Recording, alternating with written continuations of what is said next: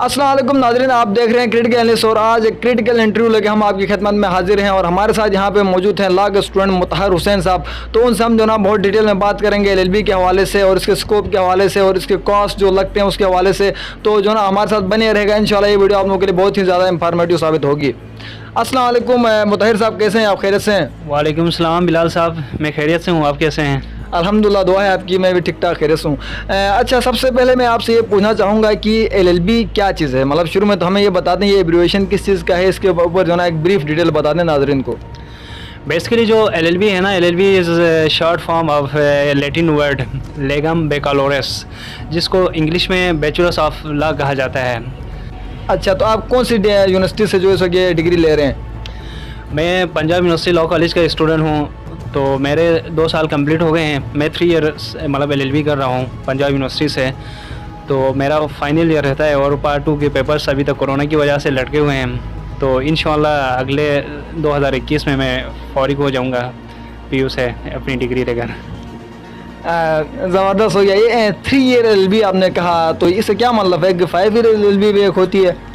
Basically पहले बंदा मतलब जिसकी भी मतलब एलएलबी करने की ख्वाहिश होती थी, उसके 2 रास्ते थे, एक आफ्टर ग्रेजुएशन और एक आफ्टर इंटरमीडिएट।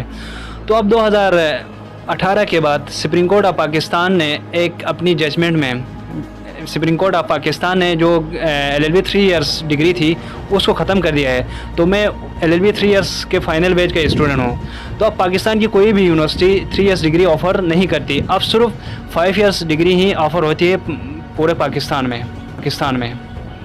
ज़बरदस्त। तो हमने आपके बारे में ये भी सुना है कि आप जीसी फैसलाबाद के गोल्ड मेडलिस्ट होल्डर हैं। तो वहाँ जो ना आपने किस डिग्री में किया था और उसको छोड़ के एलएलबी की तरफ आप आ गए? क्या मतलब आप किसी से इंस्पायर हो गए एलएलबी की तरफ आ गए या अपना शौक़ था? जी बिल्कुल, आफ्टर मतलब एफएससी मतलब मेरा चार्टर्ड अकाउंटेंट बनने का काफ़ी शौक़ था। तो अब मैं प्री मेडिकल का स्टूडेंट था, तो कॉमर्स काफ़ी मतलब मेरे लिए मुश्किल सब्जेक्ट था। तो इसलिए मैंने अपने कॉन्सेप्ट्स बनाने के लिए मैंने associate degree in accounting finance में एडमिशन लिया था, जो कि मतलब काफ़ी हेल्पफुल थी अकाउंटेंसी को मतलब समझने के लिए। लेकिन उसमें मैंने अब गोल्ड मेडल भी इसी वजह से मिला है। मेरा एक चार्टर्ड अकाउंटेंट बनने की मतलब बड़ी ख्वाहिश थी, तो उसमें मैंने पूरी मेहनत की, दिन रात मेहनत की है।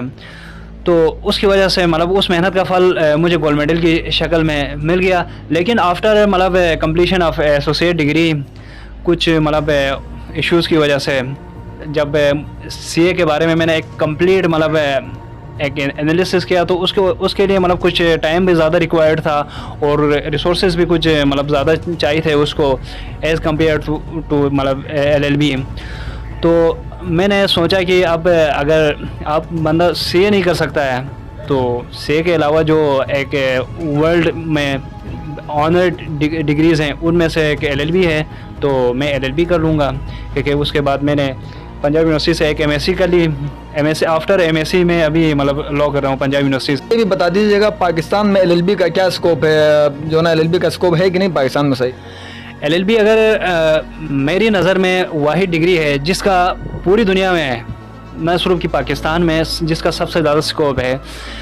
एलएलबी के बाद अगर किसी लॉयर के पास अच्छी मतलब लॉ में अच्छी एक्सपर्टीज़ हो तो वो हर फील्ड में जा सकता है। वो कॉर्पोरेट सेक्टर में एज अ लीगल एडवाइज़र जा सकता है, गवर्नमेंट सेक्टर में as a prosecutor, as a solicitor और एज अ जज जुडिशरी को ज्वाइन कर सकता है। उसके बाद किसी बैंक में मतलब एज अ हाउस ऑफिसर के तौर पर वो जॉब कर सकता है और as a arbitrator, as a mediator. मतलब अब ये जो लॉ की फील्ड है ना, एक बहुत ही वसी फील्ड है। सिर्फ अगर बंदा एलएलबी के बाद बार का लाइसेंस लेने के बाद अगर सही एक्सपर्टीज़ लॉ में हासिल करे ना, तो उसके लिए सिर्फ यही काफ़ी है। अब पाकिस्तान की जुडिशरी के बारे में एक मेरे मतलब फेवरेट टीचर भी हैं और सुप्रीम कोर्ट मतलब मेरे पसंदीदा टीचर हैं, सुप्रीम कोर्ट ऑफ पाकिस्तान के एडवोकेट हैं जनाब मियाँ ज़फ़र इकबाल कालानूरी साहब। तो वो कहते हैं कि पाकिस्तान के जो मौजूदा केसेस हैं उनको अगर जो मौजूदा रफ्तार है इससे चलाते रहेंगे तो 320 साल लगेंगे। तो अब आप खुद सोचें, मतलब जो मौजूदा केसेस हैं उनको 350 साल लगने हैं, तो कोई लॉयर। अच्छा, तो इस चीज़ का क्या हल समझ रहे हैं आप? अगर इतना लंबा अरसा लग रहा है हमें उन केसेस को रिजॉल्व करने में, तो हमें वकील की जो ना प्रोडक्शन ज़्यादा करनी चाहिए या इसके बजाय हमें अदालतें ज़्यादा बढ़ानी होंगी? इसका जो सॉल्यूशन है ना, सॉल्यूशन इसमें है कि जो अदालत से बाहर केसेस को मतलब सोल्व करें, क्योंकि जो जुडिशरी के ऊपर बहुत ज़्यादा बोझ है। तो और एक तो हमारी हमारा जो जुडिशल सिस्टम है पाकिस्तान का, वो इतना एफिशिएंट नहीं है। तो इसके लिए ये है कि जो जैसा कि मैंने पहले जिक्र किया था कि आर्बिट्रेशन, मेडिटेशन, ये ऐसे रास्ते हैं जिनके ज़रिए हम केसेस को अदालत के बाहर ही मतलब सोल्व कर सकते हैं। इसके अलावा जो जरगा सिस्टम है, जरगा सिस्टम को भी मैं मतलब कुछ लोग इसको मतलब प्रेफर नहीं करते हैं, लेकिन मैं प्रेफर करूँगा, क्योंकि बहुत सारे ऐसे केसेस हैं जो जुडिशरी से मतलब जुडिशल सिस्टम में आने से पहले ही मतलब सोल्व हो सकते हैं। तो क्यों ना मतलब हम जुडिशरी पे बोझ डालने की बजाय बाहर ही हल करें। तो एक मिसाल मैं आगा खान सुप्रीम काउंसिल की दूंगा। तो जो भी मतलब पाकिस्तान में आगा खान कम्युनिटी है, उनके जितने भी केसेस हैं वो बेसिकली डील करता है आगा खान सुप्रीम काउंसिल। अगर किसी को उस मतलब सुप्रीम काउंसिल के किसी भी फैसले से किसी को अगर कोई तहफ़्फ़ुज़ात हों, तो वो फिर आगे अदालत से रिव्यू करते हैं। तो इस तरह के जो मतलब कम्युनिटी बेस्ड सॉल्यूशन है, अगर ये हम फॉलो करें तो भी जुडिशरी के ऊपर मतलब बहुत बोझ कम हो सकता है। अच्छा, ज़बरदस्त। तो आप बताइएगा, एक अच्छे वकील की क्या तारीफ़ करेंगे आप? एक अच्छा वकील वो हो सकता है जो अपने आप को अपडेट रखे, उसको करंट मतलब हिस्ट्री में मतलब जो जुडिशल सिस्टम है उसमें क्या क्या मतलब चीज़ें थी, मौजूदा क्या है, और आगे आने वाले फ्यूचर में क्या मतलब एक वकील की रिक्वायरमेंट्स हो सकती हैं कि उसको कौन कौन सी स्किल्स मतलब अपनी ग्रूम करनी होंगी। ज़बरदस्त। सुना है वकीलों को बड़े चोर दरवाजे पता होते हैं, तो मतलब यानी वकील से पंगा नो चंगा, यानी क्या कहते हैं आप? नहीं, ये बात बिल्कुल आपने गलत सुना है, क्योंकि वकील कानूनदान है तो उसको सारे कवानीन का पता होता है, तो उसके साथ कोई बंदा फ्रॉड नहीं कर सकता। तो इसलिए जब जो चोर है ना, चोर की दाढ़ी पे तिनका वाली मिसाल है, वो खुद।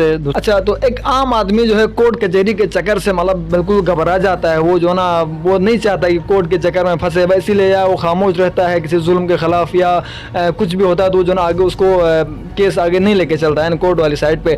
तो इस चीज़ के जो ना क्या वजह है? क्या वो वकीलों का जो ना खौफ है, इनकी फीसेस, इनके चार्जेस, या फिर अदालत पे एतमाद नहीं है लोगों को, क्या वजह है? सबसे पहले जो लोगों का केसेस को जुडिशरी में लेके नहीं आना या अपने मतलब राइट्स के लिए खड़े नहीं होने की मेन वजह लोगों में अवेयरनेस का नहीं होना है। अगर लोगों के पास अवेयरनेस होगा कि ये मेरी मतलब यहाँ पे हक तलफी हो रही है, मेरे ऊपर जुल्म हो रहा है, तो वो किसी न किसी तरह अपने केस को जुडिशरी में या उसमें अदालत में लेकर आएगा, कोर्ट में लेकर आएगा। क्योंकि बहुत सारे लॉयर्स, लोग तो कहते हैं कि लॉयर्स पैसे कमाते हैं, तो मैं तो आज तक मेरे जितने भी मतलब जानने वाले जो सीनियर्स हैं और जिनको मैं अच्छी तरह जानता हूँ, वो उनके पास तो 70-80% काम मतलब फ्री का होता है।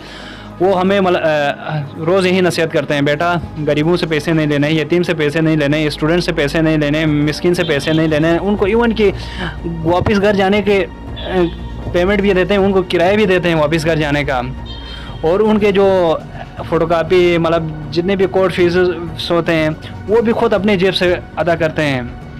तो जब इस तरह मतलब लोगों में शूर पैदा होगा, तो वो खुद मतलब कोई भी नहीं चाहेगा कि उसकी हक तलफी हो, वो अपने राइट्स के लिए ज़रूर खड़ा होगा। से आपने बहुत ही अच्छी बात की, क्योंकि किसी भी शोबे में सब लोग एक जैसे नहीं होते, बहुत अच्छे लोग भी मौजूद होते हैं, अच्छे वकील भी मौजूद होते हैं, लेकिन ज़ाहिर है हर इदारे के अंदर कुछ लोग होते हैं जिनकी वजह से जो है ना इदारे की जो है ना बदनामी हो जाती है।